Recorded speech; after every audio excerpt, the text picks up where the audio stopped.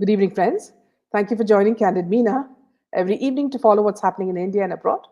Thank you for sending me your useful comments and suggestions.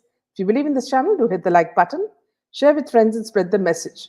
Our only mission is to bring you the truth and both sides of a story. Thank you for your support. Today, we are joined by Colonel Narendra Verma. Welcome. Thank you, ma'am. Yeah. So let me just give you a brief background about Colonel Narendra Verma. He is a veteran of with over 37 years of leadership success stories spanning across the defense forces to the corporate world, and author of bestseller series, a book called Fearless Leadership: Lead to Win. After an immensely successful inning in the Indian Army for over 23 years, he decided to change his track and switch to the corporate world. He has been seen many operations on the Pakistan and Chinese borders, including Op Vijay and Op Parakram. In the last 14 years of his innings in the corporate world, he has held top executive leadership positions in global corporate leaders such as IBM, Enercon, Suzlon, Vestas, and General Electric's onshore wind turbine business for the Asia Pacific region. Today, he is the Chief Operating Officer of CleanMax, a leading player in renewable energy sector in this part of the world.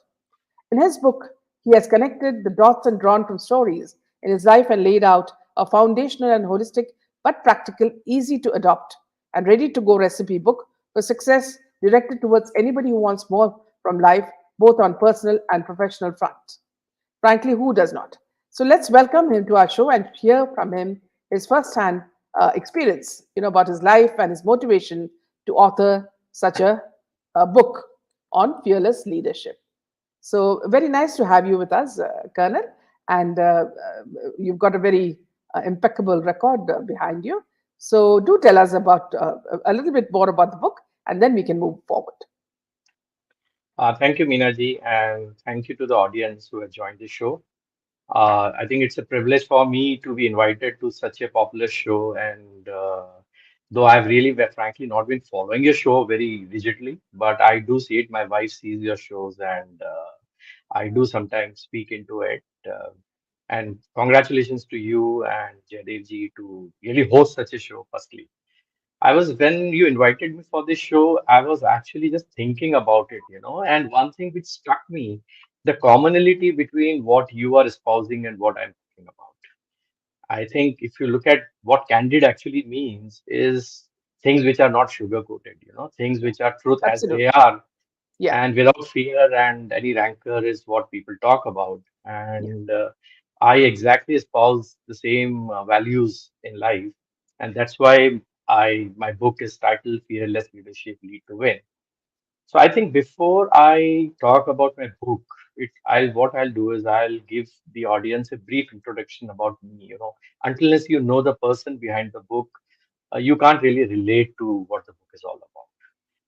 So what I'll do is very quickly I'll go over my life, starting obviously from school days. I don't want to start from there, but surely the basic values we all have been imbibed with, because of our parents and the teachers, that what we have gone through. I think those basic values have stood the test of time, I would say.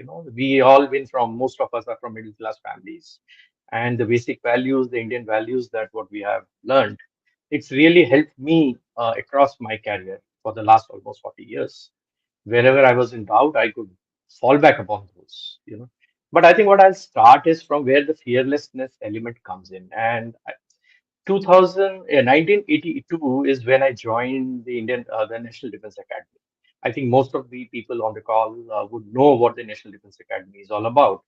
But that's the alma mater, and that is, we call it the cradle for military leadership, where young boys like me join them and they come out as men of leadership. And the way we are trained there, the way we are made to go through the training part, at every stage of our life, Minaji, we are basically taught how to overcome fear.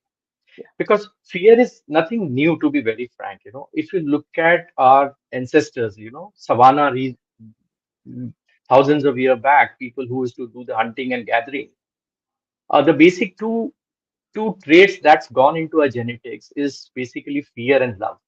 These are the fundamental two elements that all of us have to go through. And fear, as such, is neither good nor bad. There's nothing called good or bad about the fear. Fear is there. It's a response to the fear that's more important. And over the period of time, what I've been studying, I've realized that, like the Darwin's law of selection of the fittest, people, our ancestors who could not overcome fear, or the people who could not manage fear, are the one who perished. And the people who could really manage fear are the one who survived, and we are part of that surviving human race today. So we see fear. It is how we deal with it is what decides where we reach in life. Is what I realized. Starting in from 82, it's been So 23 years in the before Indian before Army. you go on, Yeah, Colonel, in between, I'll just ask you a few questions. See, yes. you've already gone ahead onto your career, but tell us something about your childhood and who sort of influenced you into going into the army. I think that's a very great question. I have see my father has been part of the defense forces, so I have my entire life has been in different cantonments in India, different Kendra Vidyalays, where we have grown, and all my classmates have been all from the defense. This thing. So I've had children from other officers, JCOs, and other ranks. So I've lived life with them. So there was always an attraction for the kind of career that what it is. But believe me, that was not my first choice.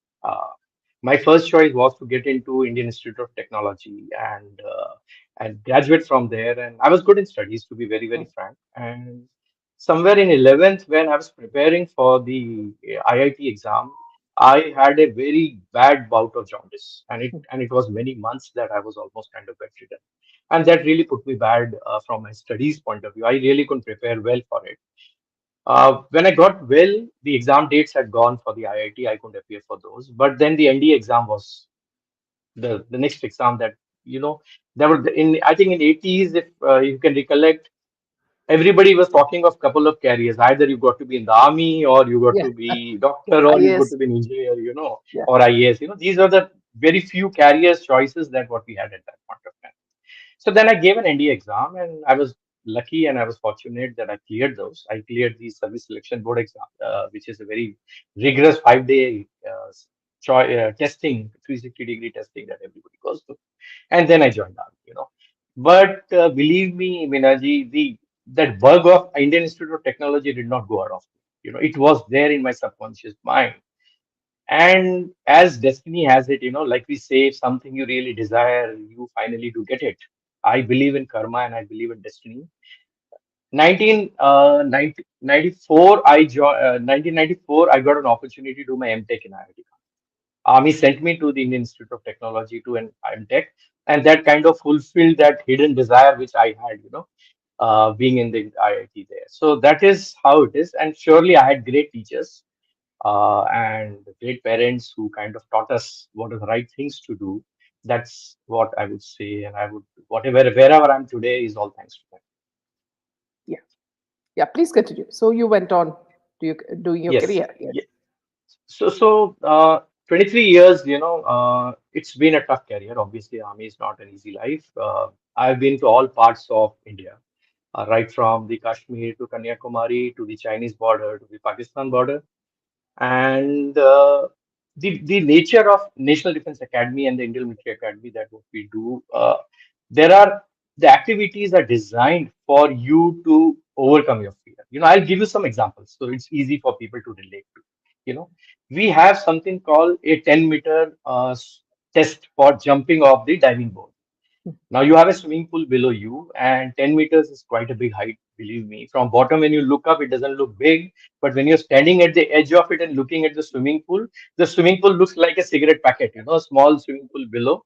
And you have a fear that if you're into the air and the wind is little far, you will actually be flown away. And believe me, that's a mandatory test to pass. And it's something which we all feared. And everybody standing on that edge, really wondering whether you should jump or not jump off that board. And I have colleagues, who couldn't do it. And believe me, they were all relegated. So we were so strict with that if you don't do it, you don't get into the next semester. You try it again until you pass. You can't even pass out as an officer. And there are people who couldn't do it, and they were kind of asked to leave the academy. So that is the kind of rigorous nature of training. Everybody is made to box. Boxing is the sport where you got to hit each other. So it's a mandatory sport for everybody to even just to clear that. So you put on your gloves, and I remember the first time when I was made to put on the gloves, and you look at the man in front of you. And believe me, everybody who enters the bout now, you has a side talk with his partner to say, यार मेरे को जोर से मत मारना, मैं भी तेरे को जोर से नहीं मारूंगा, okay? But moment you get into the bout and the first box hits you nicely, you forget all your side dealings, and then it's all fearless. Yeah. And all these kind of things, we are made to go through battle inoculation where there are bullets which are firing on top of you. You can hear those bullets on your head, and you're made to assault through it. And there's so many things which are made to do.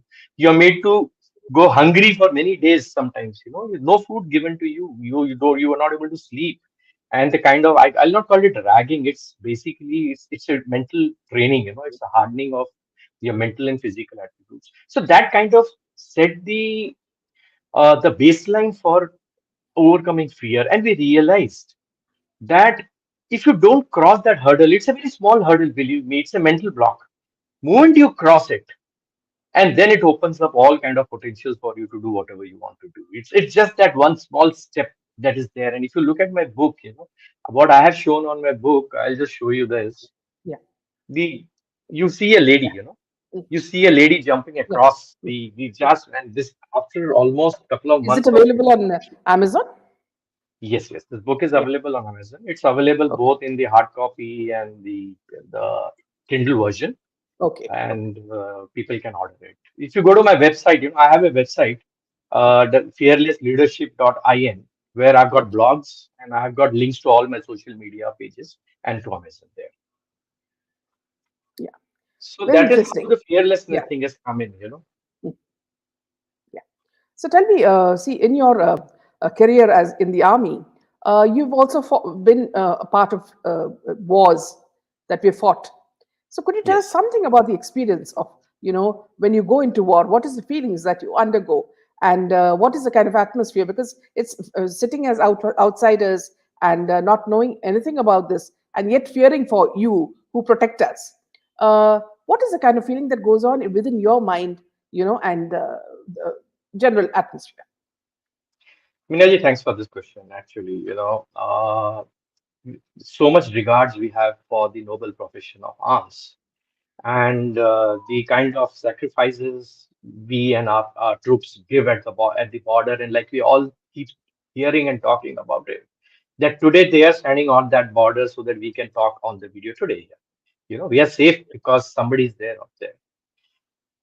What I want to basically kind of take you through and my audience through is that the whole thing is built up over many years. The mental status, like I told you when gave you the story about the National Defense Academy. Similarly, the troops, the JCOs and the other ranks are also made to go through a long training, almost 3 years to 4 years of training, in which they slowly build up this ethos of overcoming fear. They get into the esprit de corps. We call it in army something called the Paltan ki ijjat.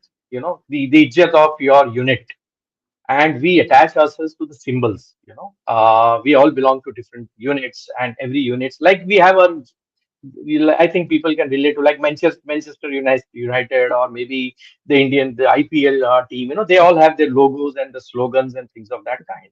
So slowly over a period of time, through the physical training, the mental training, and the motivation that the whole organization goes through over a period of time, they kind of attach themselves to a goal which is larger than themselves. The nation is obviously the most important thing where everyone fights for. But believe me, when we talk about the nation, the people relate to what is around them. So they relate to their paltan, they relate to their unit, the ijjat of the unit. They relate to the sacrifices of people who have laid down their lives in on this before them as part of their units. And keeping all these things in mind, the officers and the men, you know, they kind of build that mental power in themselves to overcome that fear. The fear is always there. You've got to get in, and there would be a bullet that can hit anybody up there. Yeah. But the question is that the whole site is built in such a way that people are ready happily to get into it. The fear is always there. You know, which human being does not have a fear of dying? We all have a fear of dying. Like I said, but it's what the response to that fear is more important. Now that you are part of the battle, you have two choices. You have a choice to fight, or you have a choice not to fight. Obviously, the better choice is to fight and kill the enemy than not to fight and get killed. So that is how the whole thing works within the army. And I'll give an example from my And yeah, personal yeah. life. If you can give an Yeah. experience, So yes. yeah. So I have like almost 23 years. I've been part of many operations on Pakistan and China border. I'll remember an instance when, if you remember, there was an attack on the Indian Parliament. And then there was an Operation Parakram. That operation was called Operation Parakram, where all the three defense forces had mobilized. And we were on the Pakistan border somewhere, I remember, in December. I think it was, I don't remember the exact year now, but it was when we were immediately, I was on leave that time, and immediately there was a phone call from the adjutant, who adjutant is the key person in the unit, and he calls me up, he said, please come back. And luckily, and within a day, I was back into the unit, and I reached there in the evening, and next day morning, we were all supposed to mobilize to the border. We were in Rajasthan that time, and we Hmm. all mobilized. My unit moved out to the Suratgarh border, and we were given orders to start laying mines. The mines are, the explosives, those devices which are put on the ground, which basically, if anybody steps on it or a tank comes on top of it, it blows off. So those are part of the defenses that what we built. And I think it is after 1971 war that this particular order was given to the army. And normally, typically, when we start laying mines, we have a certain battle drill. We have the number of people that are required to start laying mines. But since we were in peacetime, believe me, our units were not fully manned at that point of time. My company was, I was a company commander that time, and my company was supposed to have 5 officers, including the company commander. And I was the only officer posted in the unit at that point of time. And so was the case in all other companies. And the basic standard process when you start laying mines, which are so dangerous to put, you need to have one officer permanently part of the mine laying party. You have about 40, 45 people who are laying mines at night inside fields and all that. You have to have a leader who is an officer. No, nobody below an officer is allowed to be part of the leader of it. It's such an critical activity. But I was the only officer, so I was supposed to multitask. I was supposed to advise my brigade commander. I was supposed to do the entire store planning for it. So I had to move between the stores. I had to lead my company, and then I had to also lay the mines. So I had a choice there. How do I do it? If I am at the minefield all the time, and it was a 24/7 operation. So what we used to do in daytime, we used to collect the mines and stores and prepare the mines for laying at night. Nighttime, we used to move into the minefields, lay the mines, and by morning come back. And this cycle used to repeat. I remember almost 10 days we went without sleeping. There was hardly any sleep. The only time I could sleep was when I left the minefield, got into my jeep to go to the brigade headquarters early in the morning to brief what's happening. And that 1 hour of ride is what I could probably get my wings on. And this is how it happened. And so I had a choice now. So the choice was, how do I now manage the minefield? Because mining was extremely important. That's the basic task. And how do I still command my company? How do I still support the brigade and other units which are part of that? So I took a calculated risk. So this is where the fearless leadership comes in. So the calculated risk that I took was that at critical elements of the mine laying, I'll be physically present there. And then I will hand it over to my most experienced subordinate who's there, the junior commanding officer, and move out of the minefield even when the minefields are getting late. So you can understand that if I do one misstep, I will actually step on my own mine and get killed. Okay. And we had accidents, believe me, because the mindset to move from peace to the war, this thing is not doesn't come immediately. It takes time for people to get used to that you are now actually in actual Yeah. operations. I've had casualties around my minefield where some officers have lost their foot. Some people have died because they stepped on their own mine. And I did that, believe me, and I set up certain systems in such a way that I could enter the minefield while the mines were being laid and move out of the minefield even when the mines were being laid. There was one particular evening I remember when there was a dog which was going through the minefield, and we lay mines which are tripwired. If you understand tripwire, basically a mine has wires which are fitted there, and if somebody steps on the wire or pulls the wire, the mine actually explodes on the ground, goes into the air, and then blasts. It's like a grenade blasting, small steel fragments go all around. And we could hear, I immediately heard a tripwire getting tripped. There was a dog which we didn't see, and it was my sarso. Us समय सरसों उगा हुआ था पूरे खेत में. It was all mustard, and water in the field. So we really couldn't see more than 2 meters or 4 meters. Moment we heard that clink, me and my the five people that were there with me immediately went down onto the ground, and we had that blast just 4 meters away from us, a red ball of fire, and we could hear those shrapnels flowing on top of Mm, us, some of us hitting our helmets. mm, Luckily nothing happened to all of us, but we took those risks in the name of operations, mm. in that particular operation, and so many other people did all that. And you heard about Kargil, you heard about all the stories, and I think that's been all there and people understand all that. Yeah. So that is the kind of things that what we all been doing all our life in the army, and the values and the methodology that what we have learned there is what, believe me, has I've carried forward into the corporate world.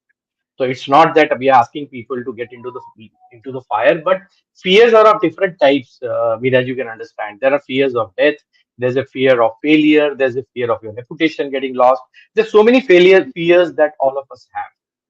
But fundamentally, all of us have to basically understand and get a mindset of how do you overcome that fear. I think we've all heard, कि डर के आगे जीत है. And this is so true in life. If you want to succeed in life, you have to overcome that zone of fear. You have to come out of your comfort zone.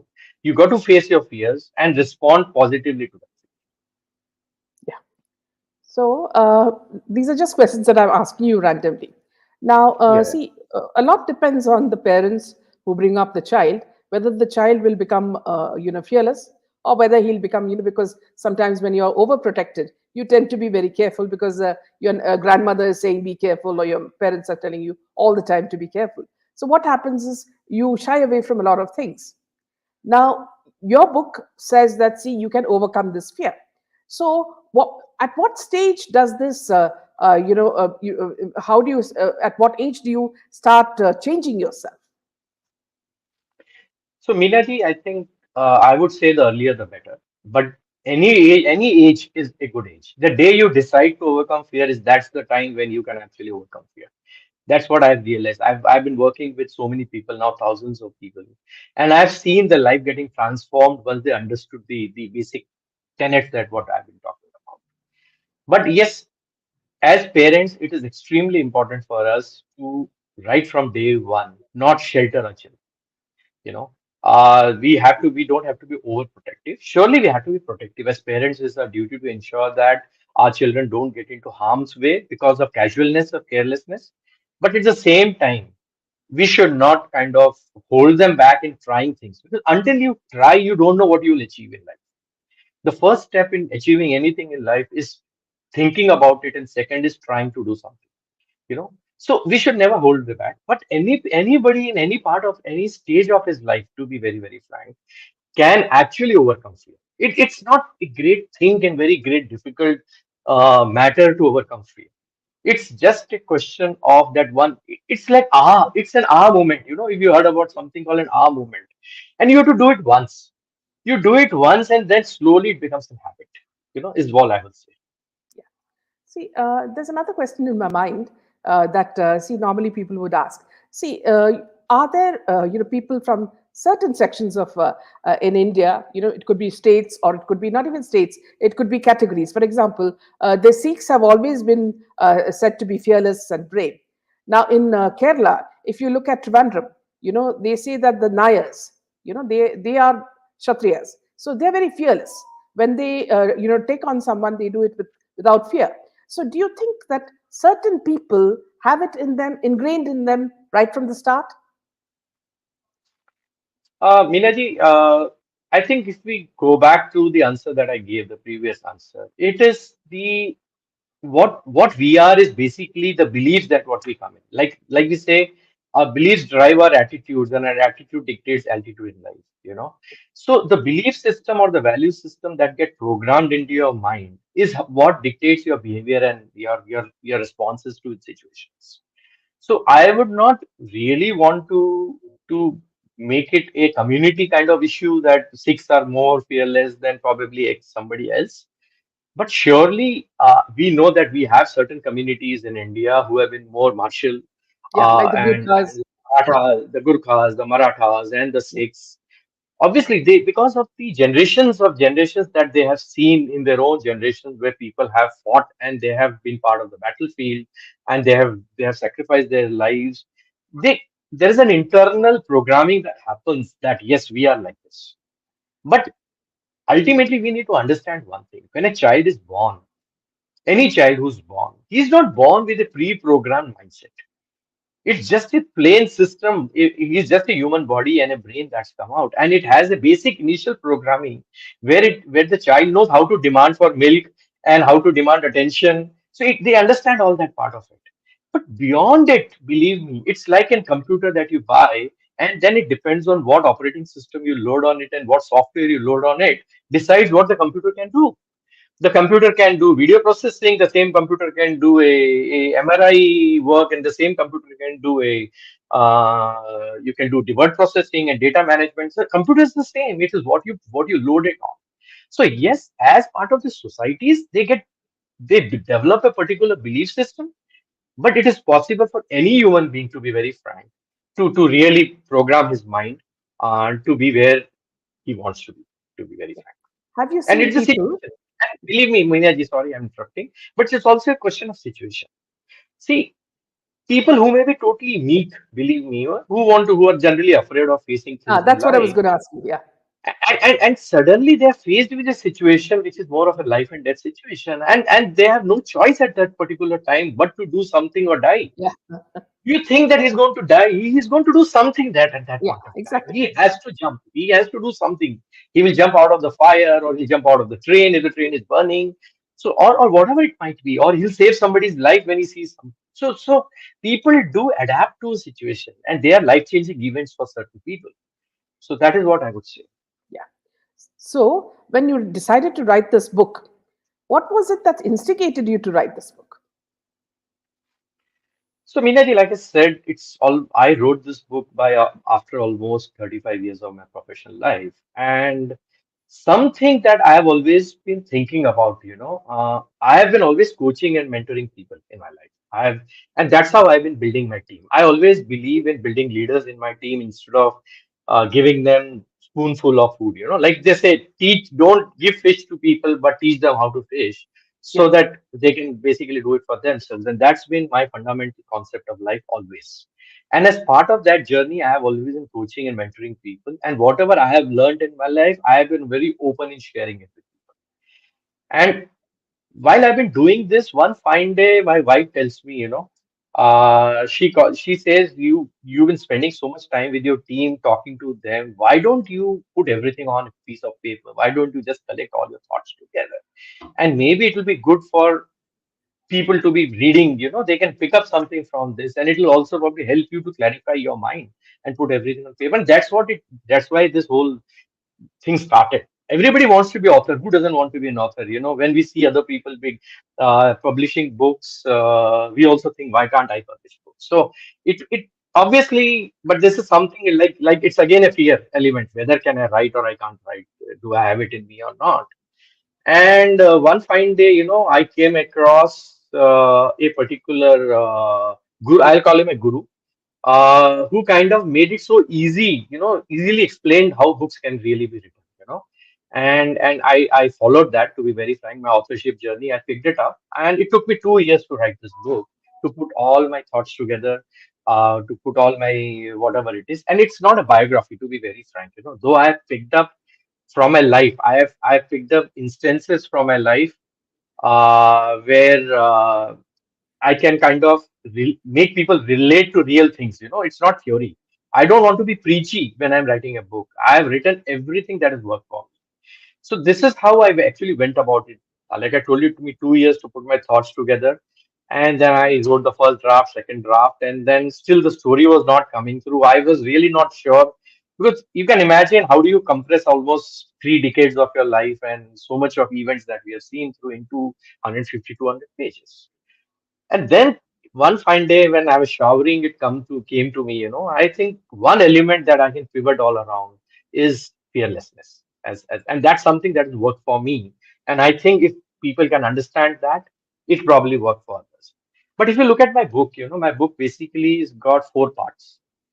Uh, so the first part that I talk about is my life journey, like we started today. So I kind of explained myself, gave the context of what leadership was all about. What are the things that I learned in the army and how it was absolutely relevant in the corporate and how did I go about it? And then what I do is I connect the dots. So since leadership is not something new, leadership, there are millions of books all around and there are so many concepts on leadership. So what I said is I picked up from few expert views and then but I just didn't take it the way it is. I applied my life onto it and connected the dots. So theory and practice I connected so that what I share with my leaders is something that has worked for me. And I've ignored which I thought was just kind of just theory.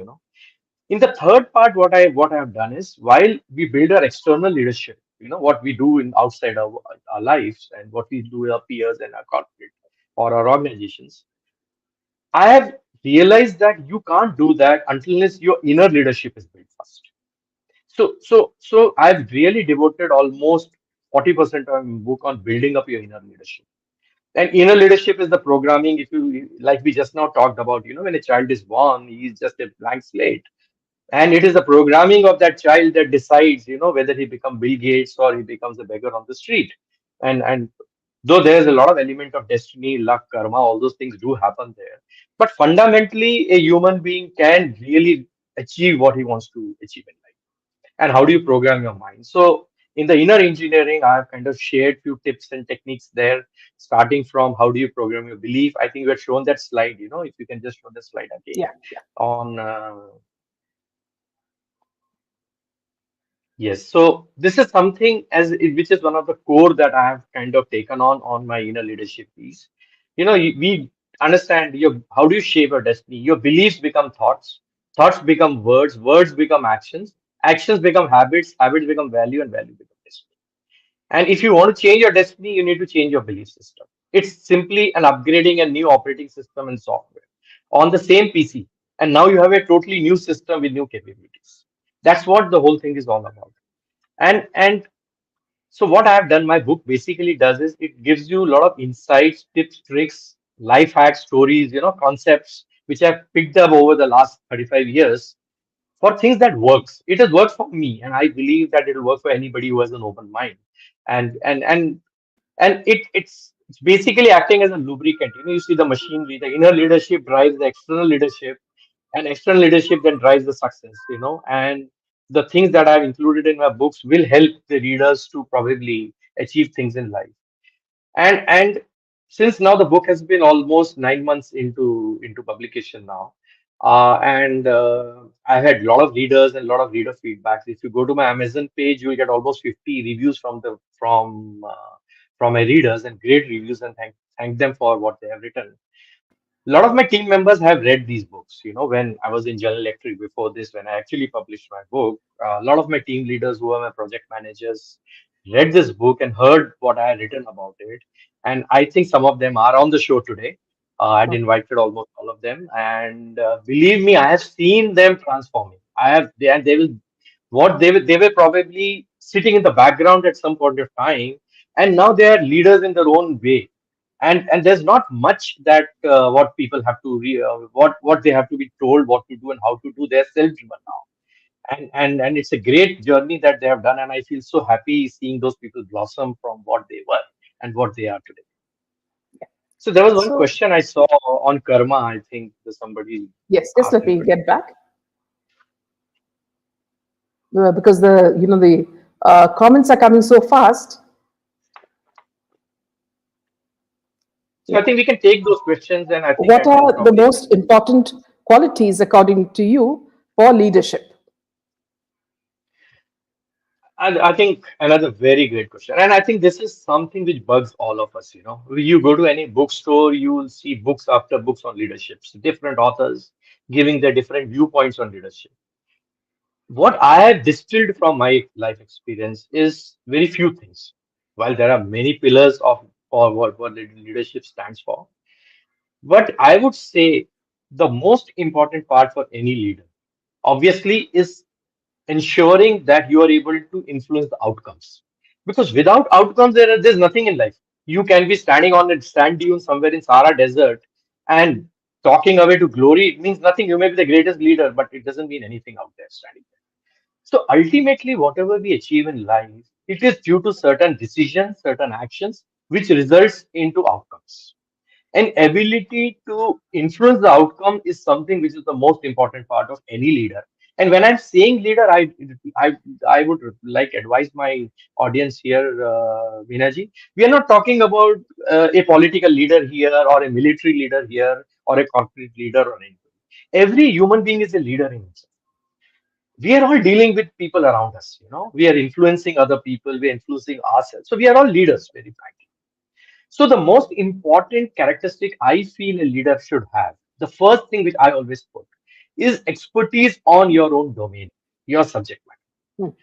That's something which is extremely important. A doctor has to be the best doctor, an engineer has to be the best engineer, a military soldier has to be the best military soldier.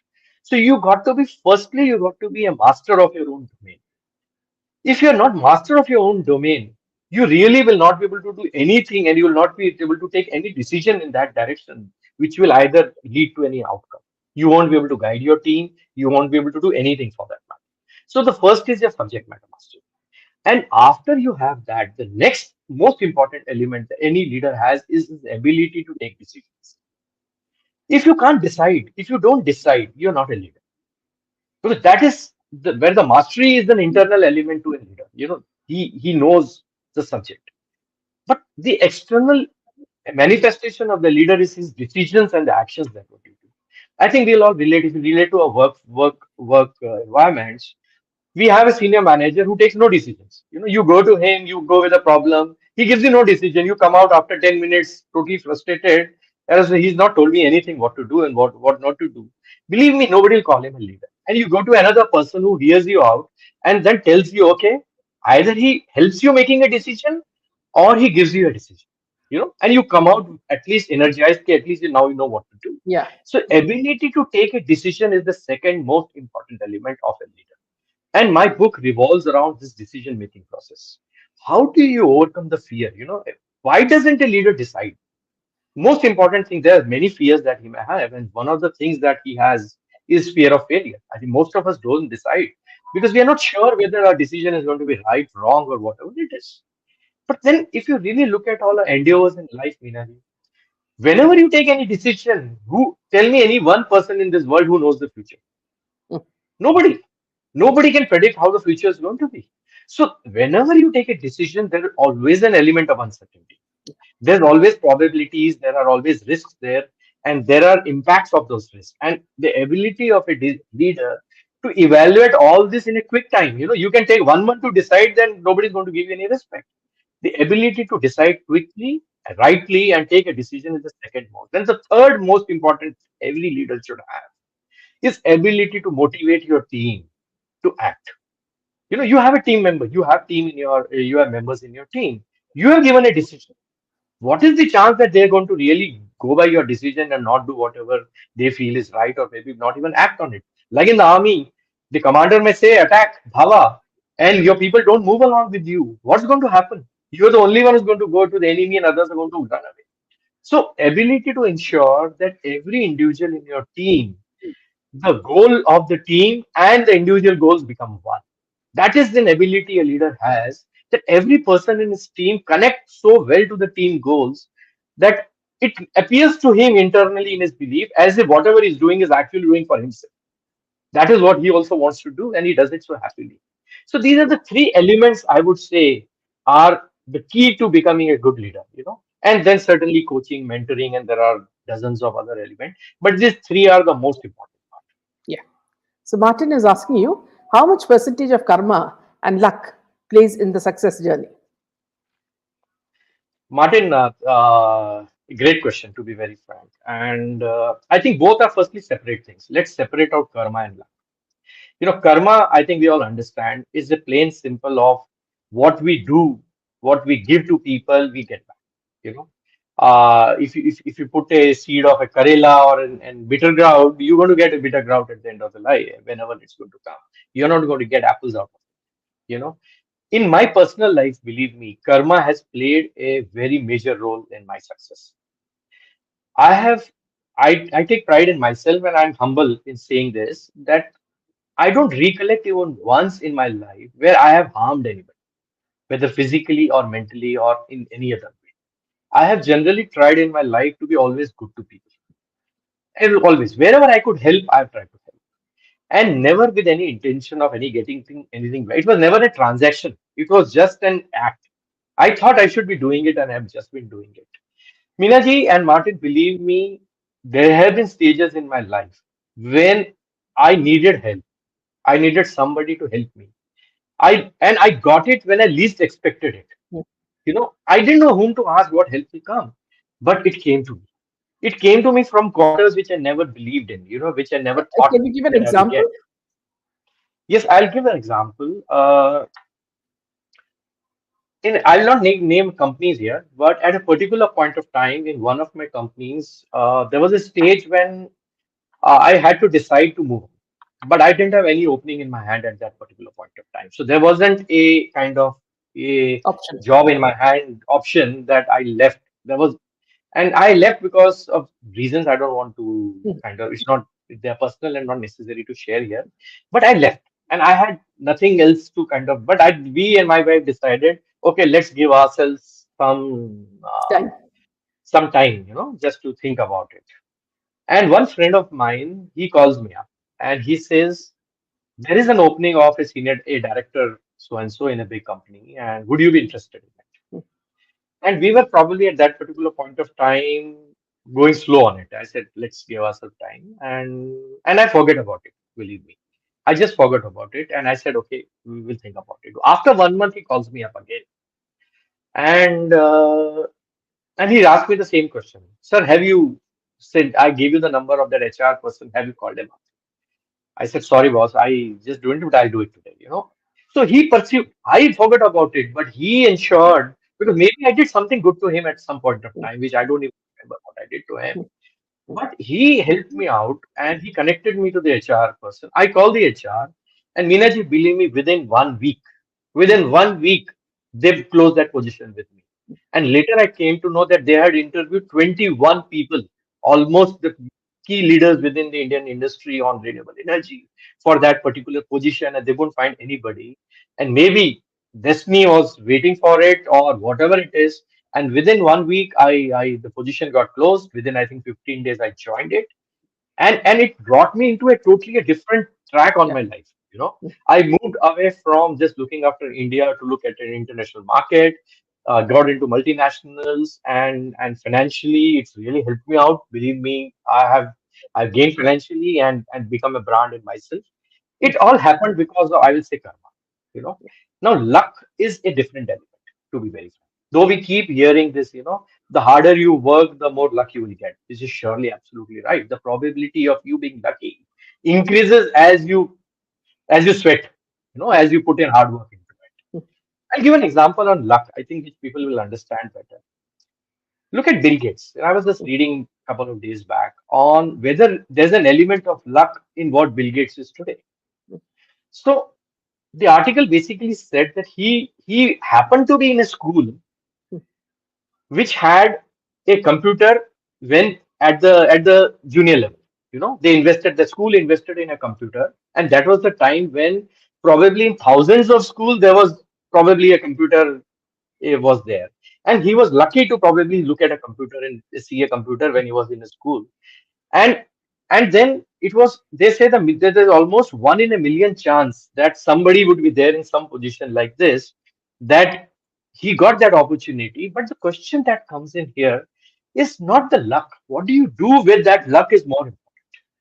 We are all lucky in life at some points of time, but what do we do with luck? Do we just waste it away, or do we build on it and then probably achieve something great in life? That is something I believe is more important here. But luck does play an important. Just imagine somebody born in an Adivasi village in India, somewhere in the hinterland. What probability he has today to be on this show? I think we're lucky to be. I will say I'm so lucky to be born to a family which gave me English education, good education. which gave me all the environment for which I could bloom and probably be where I'm sitting today. So luck does have a play. I would say luck, but one cannot overrule luck. But saying putting everything on luck is surely absolutely which I will really not agree. Oh, I didn't get it because I was not lucky. I think somebody if really introspects, he will know that he really didn't put in that effort that was required to do it. But sometimes you're lucky. Believe me, you didn't have time for studying. You read that question and the same question came. Sometimes you're lucky. So that's how it is. Yeah. So now there's a very big problem that today's youngsters are facing, and that is gambling online. Where our generation are heading, they're saying we feel bad for them. And again, all this Bollywood and modeling, dating app lines. So there's a lot of distraction for children, drugs. So how do you get your child focused?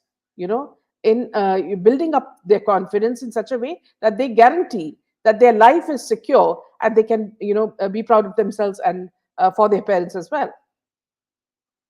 So Minaji, I think everything starts from an early age.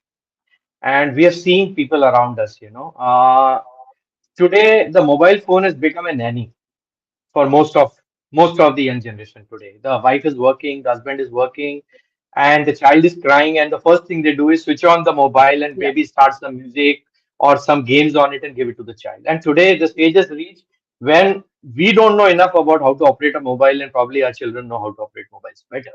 So we have started our children basically instead of building the right qualities and the right attitudes on them, we have started in that direction.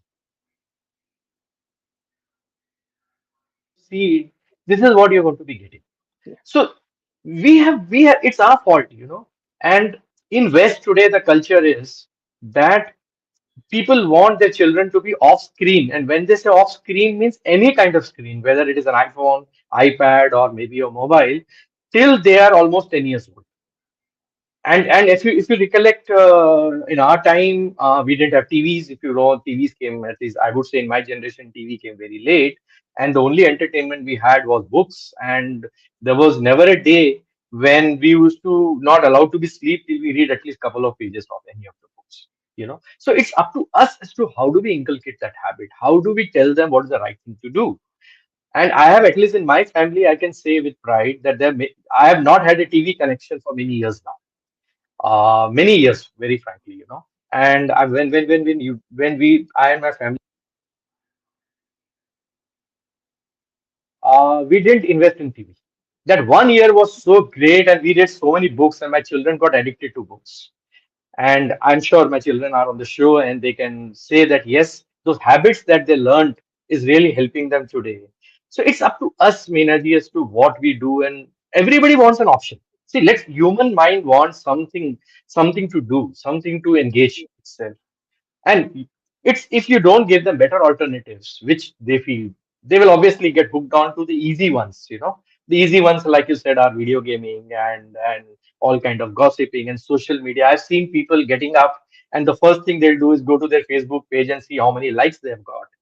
Don't we hear so many stories of suicides, young children, killing themselves just because they didn't get enough number of likes and thumbs up for the photos that they had posted? It's sad. It's really sad to see all that. And I think we right. Yeah. Rajiv is asking you, what is the main difference between a great leader and an efficient manager? Okay.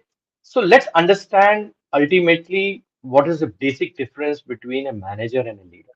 You know, Fundamentally, both are there to get an outcome. The manager, the basic role, like I have a full almost a section in my book if you go on difference between a manager and leader. So what manager basically does is he has a predictable systems and processes that he manages, and he manages people more like a cog in the wheel than the people as entrepreneurs and probably people with creativity and people with likes and desires. The human element gets reduced when we have look at managers, and when we look at leaders, the human element shows that in a system theory, like if people who have done system theory and science, the sum total of individuals, the sum total of individuals is bigger as a system than 1 plus 2 plus 3 plus 4. And that's what the leader is able to take out, something which is beyond the ordinary from every person in his team, and make them achieve things which they think they probably didn't think that they could have probably achieved. You know, so leader goes beyond a manager, but the leader is also an efficient manager. A leader is, and managers are not totally distinct. The leader also plays the role of managers at certain points of time and takes on the mantle of leadership at certain point of times. It's situational that how it matters. But surely leaders do beyond the what the managers, they look beyond the horizon. You know, that is how. Yeah, yeah. So Vishali is asking you a question that her daughter is very quiet. So how can she be changed? Her to become a leader. What are the qualities that she needs to have? To come out of that. Do quiet people also become good leaders? So I think firstly I would say whenever we have a situation when somebody is quiet, one of the reasons why they're quiet is basically lack of self-confidence. There are people who have who are introverts also. It's not that some people have very natural, they speak less. So I'm not saying people just speaking means you are a leader. It doesn't mean that. But surely, in case the reason why she's not able to speak or not able to open up is because she's shy and she's lacking confidence. I think, like we say, any big thing starts with the first step. The first step has to be taken. And as parents and as need to help them come out of the shell. And we need to start small. We need to pick up small bits of situations and encourage the child to speak and give positive motivation. Every time something happens, give a positive feedback to the child so that the child gets understanding that whatever she is doing is actually a good thing to do and she feels happy about it. And it's a matter of time, believe me, when she'll probably be able to come out of this. Forcing her and really reminding her of this is actually going to do exactly the opposite that what you want to be. You're going to really force her to get more into the shell by because you're basically now focusing on her weaknesses, whereas what one should do is focus on her strengths. And she must be having a lot of strengths. So start from there, and believe me, it's a matter of time that she'll come out of her shell. Maya is asking you, please ask Colonel whether all youngsters should do a stint in the army after completing 18 years, like they do in Israel. Mayaji, I would. This is a very controversial. It's a good question, but there are pluses and minuses to. So there is no perfect solutions to this. Very frankly, forcing people to getting into the army is not going to make anybody better. To be very frank, India has one of the largest volunteer army in the world, and we have done well all these years. We have never had any problems. And there are countries who had conscriptions. You know how US had conscriptions during Vietnam War. Israel is a little different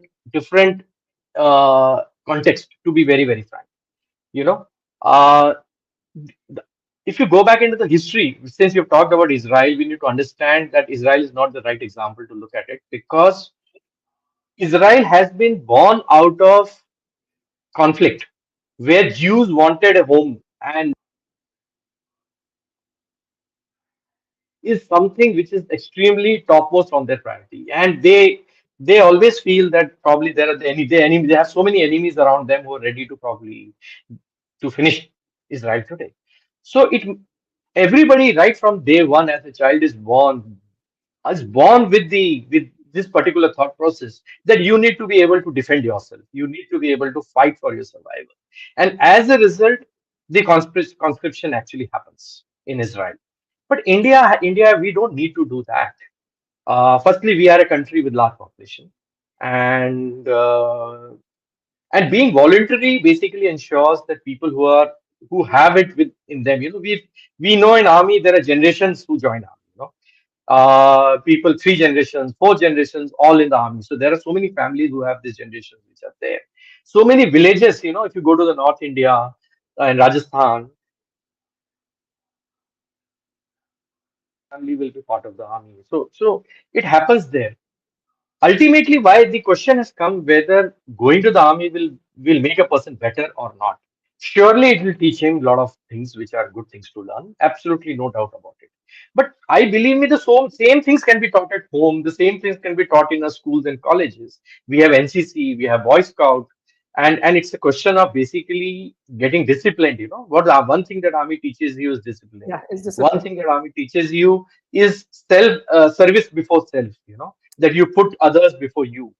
And I think there are so many leaders around us. You look at our Prime Minister, you know, Mr. Narendra Modi ji. He espouses all the values that probably a soldier today espouses. He's never been in the army.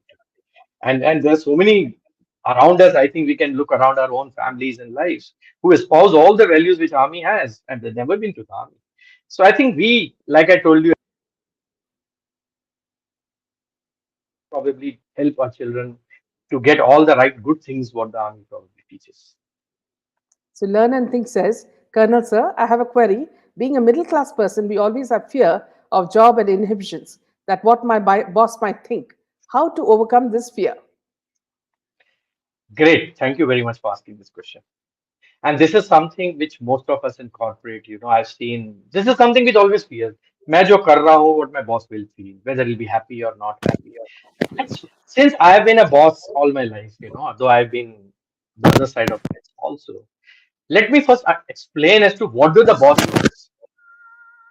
Boss को चाहिए क्या? I think the boss simply wants one simple thing, that whatever are the tasks, the goals, or the missions for the team, they are achieved. And they are achieved happily. And while you're doing that, the team members grow. Somebody even fear on what my boss will think. So put your best foot forward in whatever the task is given assigned to you, whatever is your role or responsibilities. And if you don't know that, you want to learn, please go and ask. Believe me, people appreciate coming in for people to come and ask instead of people be thinking that why should I ask? If I ask, probably the person may think that I'm not capable and I'm not the right person for this job. Believe me, as I've seen in my life, it doesn't happen that way. We would love people, our team members, to come and ask questions instead of doing stupid things. You know, if you don't understand, please come and ask 10 questions.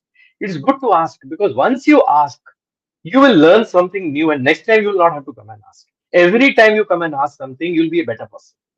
And over a period of time, you will become better. So don't be afraid of walking up to your boss. Every organization, we have people who are happy to help people. Please go to them and ask them questions, and you will never have to regret.